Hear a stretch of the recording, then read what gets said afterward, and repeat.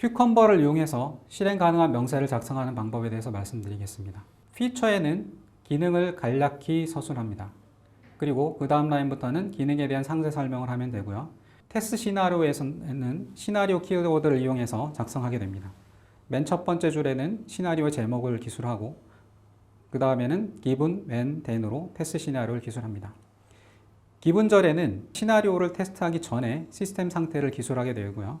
왼절에는 시스템에서 발생시켜야 하는 이벤트를 기술합니다. then에는 이 이벤트가 발생했을 때 시스템이 가져야 되는 사후 상태를 기술합니다. 다음은 큐컴버를 이용해서 작성한 실행 가능한 명세입니다. 이 명세는 인천공항 단기 주차장의 주차 요금을 계산하기 위한 명세입니다. 방문객이 비수기에 단기 주차장에 얼마 동안 주차했을 때 얼마만큼의 요금을 지불해야 되는지를 기술하고 있습니다. 예제의 각 라인은 하나의 테스트 케이스로 실행이 됩니다. 큐컴버로 작성된 실행 가능한 명세는 프로젝트의 소스 트리에 위치해야 합니다. 또한 확장자는 .feature 파일을 가져야 합니다.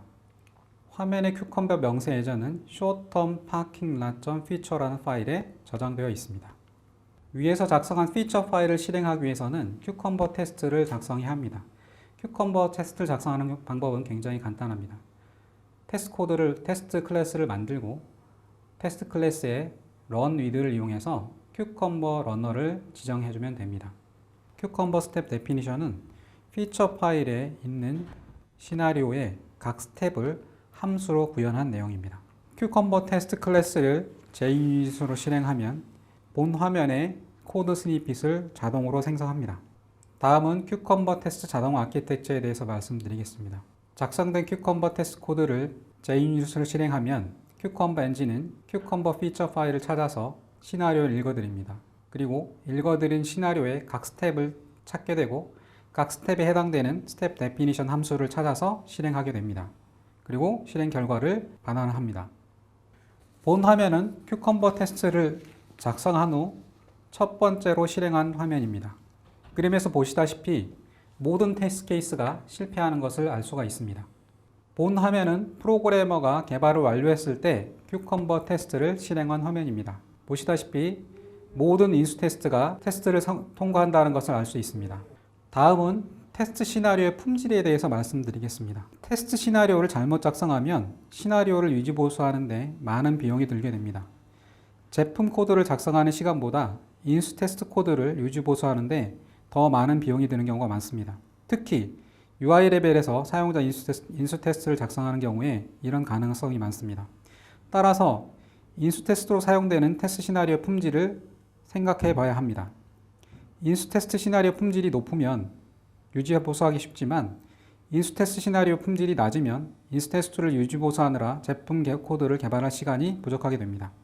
테스트 시나리오 품질을 판단하기 위해서는 다음과 같은 질문을 해야 합니다. 테스트 시나리오가 비즈니스 규칙을 잘 기술하고 있는가? 테스트 시나리오의 의도가 잘 드러나고 있는가? 테스트 시나리오를 쉽게 이해할 수 있는가? 테스트 시나리오를 유지 보수하는 비용이 많이 들지 않는가? 인수 테스트 시나리오를 기술하는 수준을 비즈니스 규칙, 워크플로우, 테크니컬 액티비티 세 가지로 분류할 수 있습니다. 먼저 테크니컬 액티비티로 테스트 시나리오를 기술하는 방법에 대해서 살펴보겠습니다. 이 방법은 시스템을 구현한 기술을 기준으로 테스트 시나리오를 작성하는 방법입니다. 테스트 시나리오에 기술과 관련된 용어들이 많이 나타나게 되고요.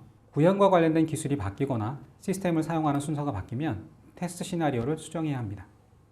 다음은 작업 흐름으로 테스트 시나리오를 작성하는 방법에 대해서 살펴보겠습니다. 이 방법은 사용자가 시스템을 사용하는 작업의 흐름을 기준으로 테스트 시나리오를 작성하는 방법입니다. 테스트 시나리오에 기술과 관련된 용어들이 나타나지 않기 때문에 기술이 바뀌어도 테스트 시나리오는 바뀌지 않습니다. 단지 작업 흐름이 바뀌는 경우에는 테스트 시나리오를 변경해야 합니다. 다음은 비즈니스 규칙으로 테스트 시나리오를 작성하는 방법입니다. 이 방법은 비즈니스 규칙이 명확히 드러나도록 테스트 시나리오를 작성하는 방법으로 구현과 관련된 기술이 바뀌어도 테스트 시나리오를 수정하지 않아도 됩니다. 또한 작업 흐름이 바뀌어도 테스트 시나리오를 수정하지 않아도 됩니다. 테크니컬 액티비티로 테스트 시나리오를 기술한 경우를 살펴보겠습니다. 화면에 보시다시피 테스트 시나리오에 페이지, 입력창, 버튼, 클릭 등 웹과 관련된 용어가 등장합니다. 날짜 입력 창과 시각, 분을 입력하는 창이 각각 분리되어 있다는 것을 테스트 시나리오를 통해서 알 수 있습니다. 따라서 날짜를 입력하는 방법과 시각, 분을 입력하는 방법이 바뀌면 이 테스트 시나리오를 수정해야 합니다.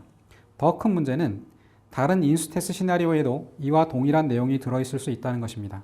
그렇다면 날짜, 시각, 분을 입력하는 방법이 바뀔 때마다 인수 테스트 시나리오를 여러 개 수정해야 합니다. 다음은 작업 흐름으로 인수 테스트 시나리오를 기술하는 경우입니다. 이 테스트 시나리오는 사용자 작업 흐름에 맞춰 기술되어 있습니다. 특정 기술과 관련된 항목이 없기 때문에 사용하는 기술이 바뀌어도 테스트 시나리오를 변경할 필요가 없습니다. 기술적인 방법들은 글루 코드에서 다루기 때문에 글루 코드만 수정하면 됩니다. 다음은 비즈니스 규칙으로 테스트 시나리오를 기술한 경우입니다. 이 테스트 시나리오는 비즈니스 규칙으로 기술되어 있기 때문에 워크플로어가 드러나지 않습니다. 따라서 워크플로어가 바뀌더라도 이 테스트 시나리오를 수정하지 않아도 됩니다. 워크플로우는 글루 코드에 모듈화되어 있습니다. 의사소통과 협력 측면에서 보면 전통적인 워터폴에서는 요구사항을 다르게 해석할 수 있는 가능성이 매우 높습니다. 하지만 ATDD에서는 고객, 프로그래머, 테스터가 예제를 통해서 요구사항을 공통으로 이해하기 때문에 요구사항을 다르게 해석할 수 있는 가능성이 굉장히 줄어듭니다.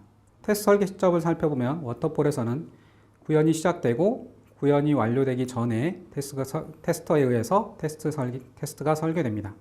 하지만 ATDD에서는 요구사항 명세를 공유할 때 테스트가 설계됩니다. 테스트 설계 방법을 살펴보면 워터폴에서는 QA팀에서 독자적으로 테스트 케이스가 설계되고요.